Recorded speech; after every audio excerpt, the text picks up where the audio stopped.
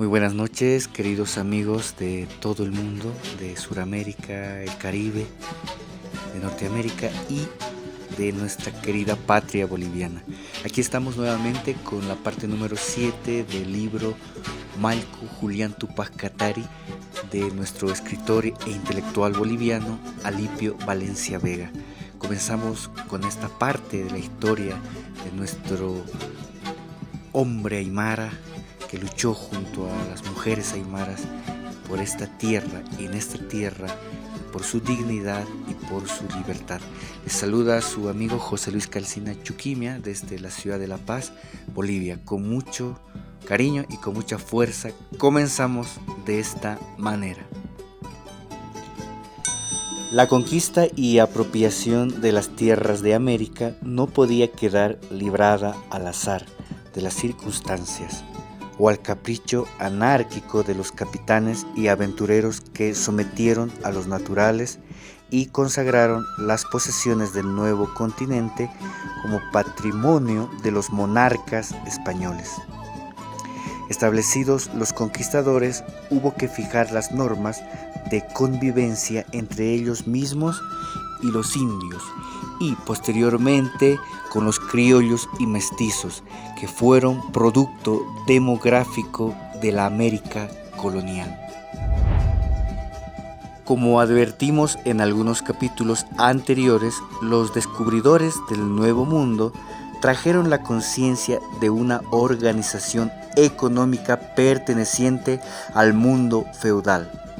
La historia de la humanidad ha enseñado que es una verdad axiomática que las formas económicas, es decir, las formas de producción de los bienes y las riquezas, constituyen la estructura fundamental de las sociedades y que, emergiendo de tal estructura, nace una superestructura político, social, jurídica, religiosa, etc.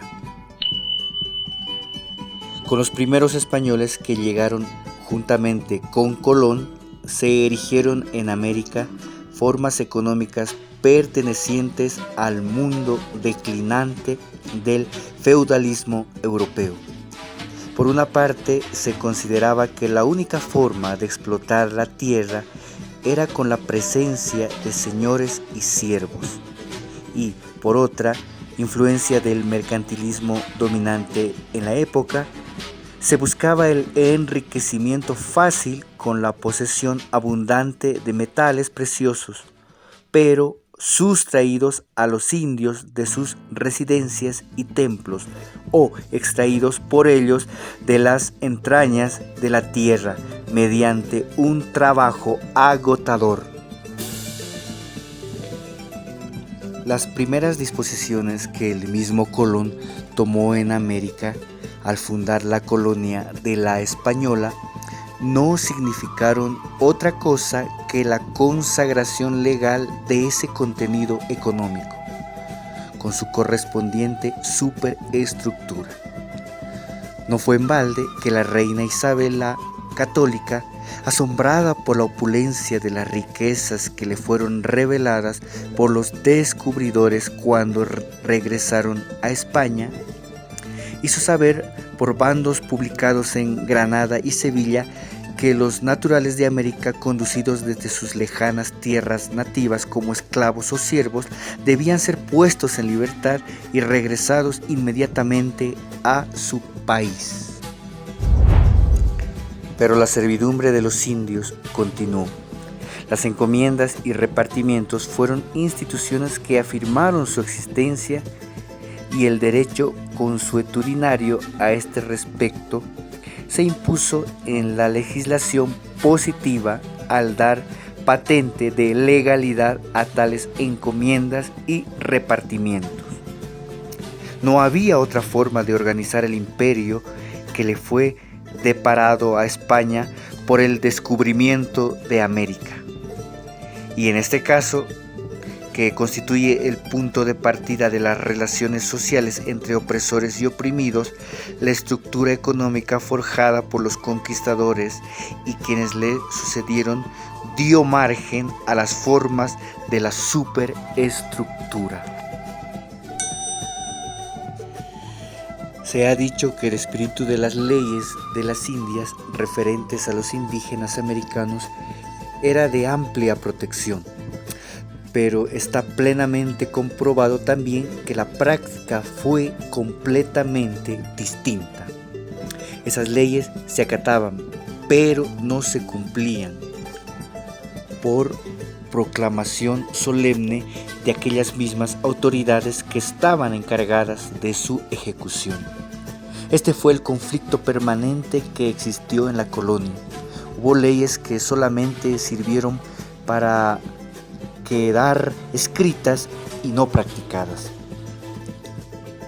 Pero veamos, así sea rápidamente, cómo surgieron y qué contenían esencialmente esas leyes, para comprender por qué ellas estaban en completa contradicción con la estructura viviente y real de América. Ya desde los tiempos posteriores a Colón existieron personas como Fray Bartolomé de las Casas, famoso sacerdote dominico, y el obispo de Michoacán, Vasco de Quiroga, que se ocuparon de analizar la situación de los naturales de América y atacaron con todos sus bríos la inferioridad y servidumbre a que fueron reducidos por los españoles. Estas campañas resonantes y empeñosas llegaron hasta las inmediaciones del tronco español y al seno mismo del Consejo de Indias, el cual, entre otras muchas funciones políticas, administrativas y judiciales, tenían también la facultad de legislar para las Indias occidentales, o sea, para las posesiones españolas del nuevo continente. Los alegatos en favor de los indios impresionaron en las esferas oficiales, que tenían conciencia de las transformaciones que ocurrían en esos momentos en Europa, donde el régimen feudal era confinado completamente por las evoluciones y revoluciones que se realizaban para dar nacimiento a las primeras formas burguesas y capitalistas. Por esto es que el criterio que se descubre en las leyes de Indias relativas a los indígenas ya no corresponden con las instituciones del feudalismo, sino más bien revela la intención de establecer normas diferentes en América que coincidiesen con la realidad histórica de ese momento en Europa. Surgieron así las primeras leyes.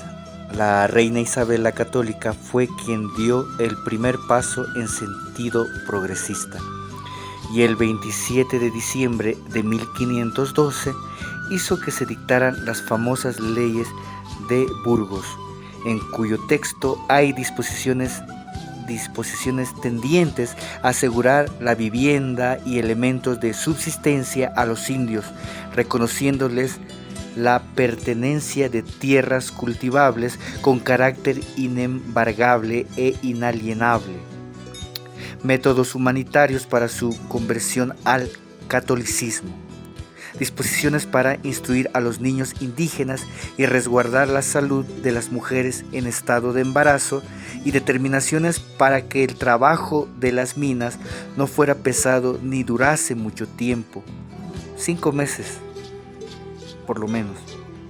Y aún anteriormente a las leyes de Burgos, en las capitulaciones que suscribieron los reyes españoles en favor de descubridores y conquistadores, Colón, Cortés, Pizarro, Almagro, etc., existía la intención de que los naturales de las regiones descubiertas y conquistadas fuesen tratados como vasallos del rey y no como siervos de los conquistadores.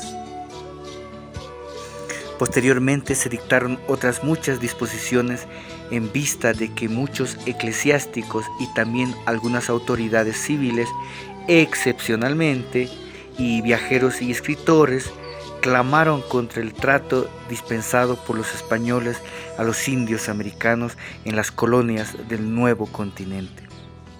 En esta forma, en el transcurso del siglo XVI se dictó una gruesa legislación con más de 6.000 disposiciones relativas a los indios en los ramos de justicia, política, sociología, culto, salubridad, administración, etc. El espíritu de estas leyes seguía siendo de protección a los indios. En 1596 se hizo su primera recopilación en un cuerpo compuesto de 9 libros con 218 títulos. En todos ellos había disposiciones relativas a los indios, pero el libro 6 es el libro típico que caracteriza el derecho social dado por España en América.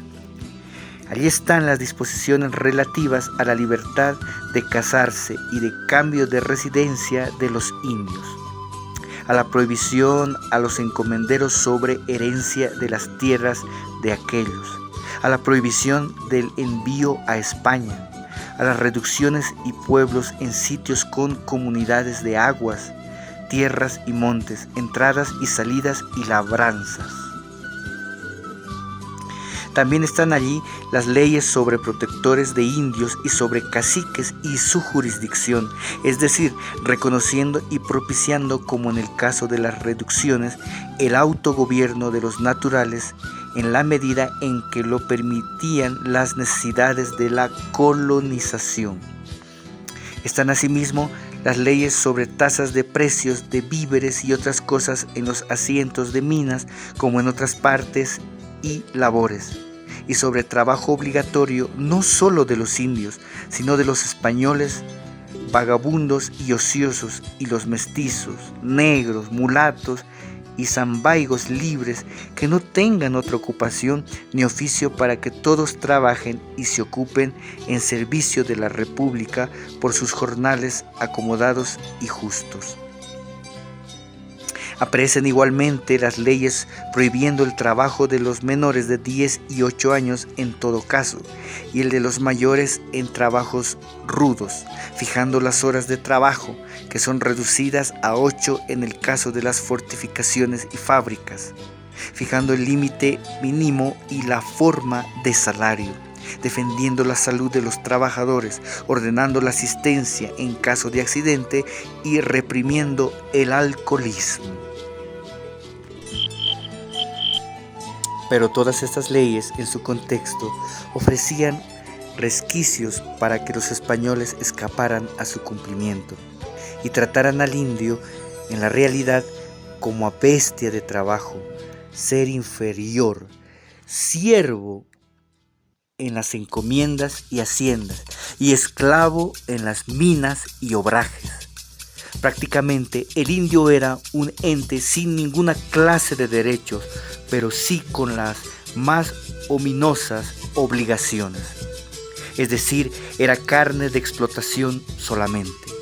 A este respecto sostiene el escritor Genaro B. Vázquez: aún las leyes de Burgos debilitan su intención protectora cuando dicen en una frase, después de aconsejar medidas generosas: y todos servirán con menos trabajo y a más provecho de los españoles.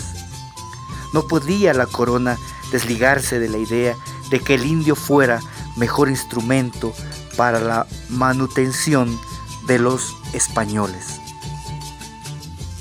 He ahí como en las mismas leyes protectoras se encuentran las reviviscencias de las formas sociales del feudalismo, que neutralizan, si no destruyen, cualquier buena intención de tales disposiciones. Por eso también los conquistadores y colonizadores, comenzando por las altas autoridades del sistema colonial, resistieron con todas sus fuerzas la realización en el terreno de los hechos de la legislación protectoria de los indígenas. El conflicto entre la ley teórica y el derecho práctico se resolvió en última instancia en favor de los conquistadores y colonizadores contra los indios. Los encomenderos atendidos por la mayor parte de las autoridades, no vacilaron en acudir inclusive a las armas para mantener en su derecho consuetudinario emanado de la conquista y de la conciencia feudal que inspiró sus actos bélicos y su gobierno. El conflicto entre la legislación teórica y la realidad tuvo su expresión en el Perú en el alzamiento de Gonzalo Pizarro contra el virrey Blasco Núñez de Vela, que quiso hacer cumplir en el Perú estrictamente las limitaciones de las ordenanzas reales al régimen de las encomiendas. Núñez de Vela fue derrotado y ajusticiado, y si su sucesor, el gobernador Pedro de la Gasca, pudo pacificar el Perú convulsionado, fue porque, respetando la realidad, contemporizó con los encomenderos y sus prácticas, relegando al campo puramente teórico las disposiciones de la metrópoli. Otra contradicción que hubo entre la legislación escrita y la práctica real reside en la acción de los protectores o defensores de indios. Estos cargos suponían función de vigilancia y cuidado para la aplicación de las leyes de Indias favorables a los nativos. Pero estos protectores o defensores se tornaban en nuevos succionadores de los indios, en tal forma que dichos cargos eran de los más codiciados. En la realidad de los acontecimientos americanos, que justamente se vislumbra con nitidez al llevar a la introspección a la entraña misma de las grandes sublevaciones de 1780 al 81, se distingue una constante y triple contradicción emergente de las prácticas de la sociedad americana. Se observa, por una parte, el interés de los conquistadores a quienes suceden los colonos por disfrutar y disponer sin ningún control de tierras y siervos indígenas y obreros gratuitos en las minas. Por otra, el interés de la corona, que se empeña por dotar a los indios de un vasallaje soportable para estos y lucrativo para el rey. Y por último, el afán de los indígenas por conservar sus tierras y su libertad, en cuyo empeño no conseguían, sin embargo, la protección de las leyes de Indias. En esta pugna, quien triunfó fue el conquistador o colono, quien obtuvo ganancias fue el rey, y quien perdió todo fue el indio.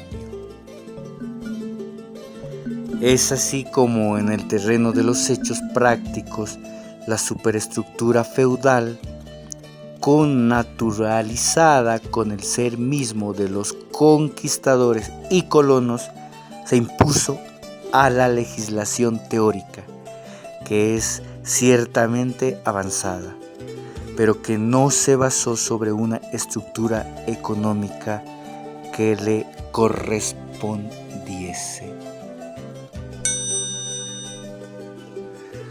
Muy bien, llegamos al final de la parte número 7 de este hermoso libro que habla sobre la vida de Túpac Katari, el hombre aymara que junto a su esposa Bartolina Sisa y junto a muchos hombres y mujeres aymaras lucharon por su libertad hace años atrás. Lucharon contra la colonia de España, contra la esclavitud, contra la muerte y la explotación a que fueron empujados. Bueno, y pues espero que esto sirva para seguir conociendo mejor nuestra historia de Bolivia y de América. Un abrazo grande, que vivan los pueblos aymaras, quechuas, guaraníes, y pues que viva Túpac Katari. Hasta una próxima oportunidad, queridos amigos y amigas, hermanos y hermanas de Bolivia, de América y del mundo entero.